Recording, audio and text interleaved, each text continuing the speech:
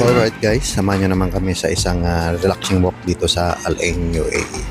But this vlog is extra special because today, hindi lang natin makikita yung bagong clock intersection. Papakita ko rin sa inyo yung mga lumang video clips na kuha ko habang ginagawa pa lang siya noon.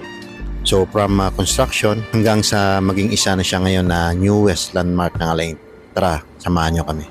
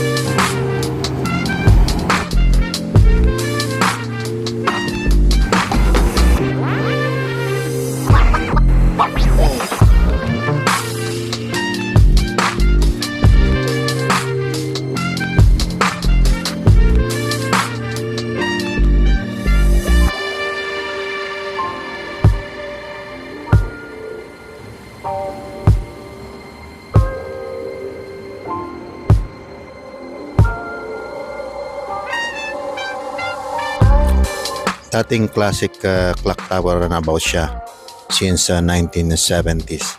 Isa sa pinaka-iconic landmark ng Al Ain.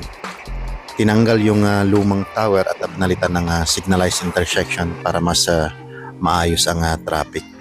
Recently, 2025, ginawa ulit siyang modern landmark kaya tinawag na ngayon na clock intersection.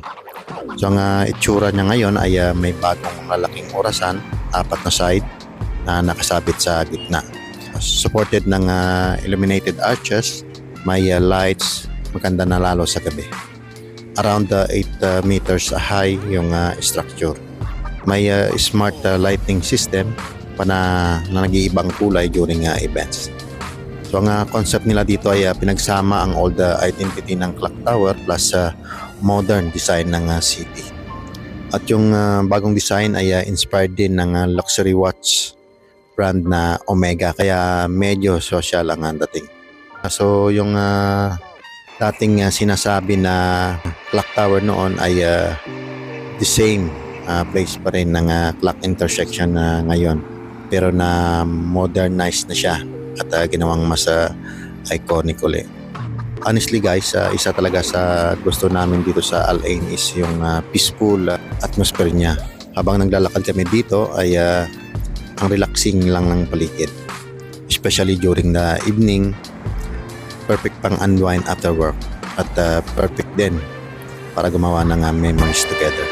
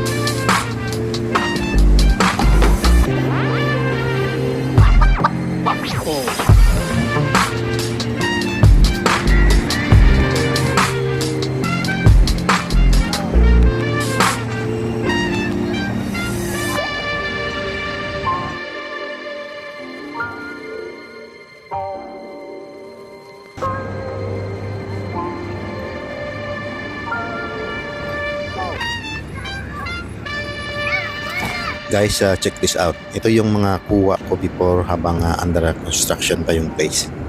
Makikita nyo dito kung paano nila unti-unting binuo yung bagong clock intersection. At honestly, ibang level talaga kapag nakita mo yung transformation from the beginning hanggang matapos. And now guys, ito na siya today. Wow, ang ganda talaga niya lalo na sa gabi. From the iconic clock tower, ayun ay isa na siyang modern symbol ng Al-Ain.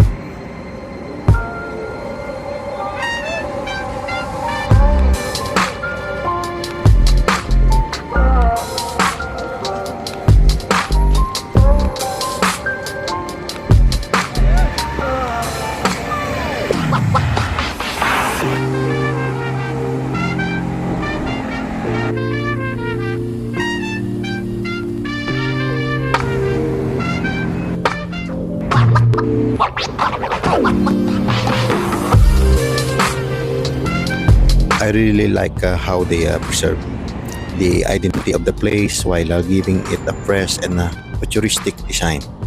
Tingnan nyo yung details guys, the light, the structure, the huge clock at the center. Simple lang siya pero very elegant. And knowing na nakita mo pa siya hambak, pinagawa pa lang before, mas nakakatuwa siyang balikan ngayon.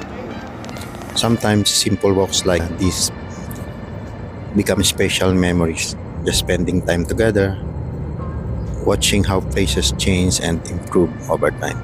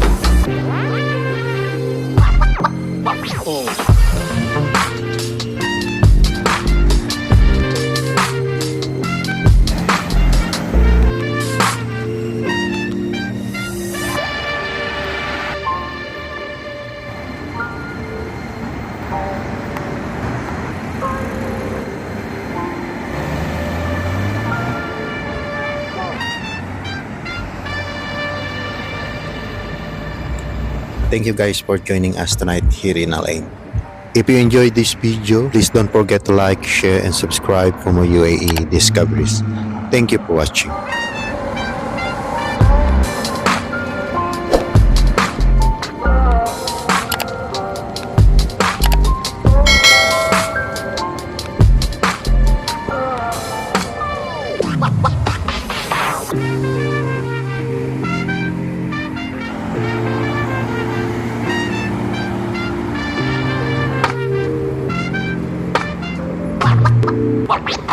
Wow.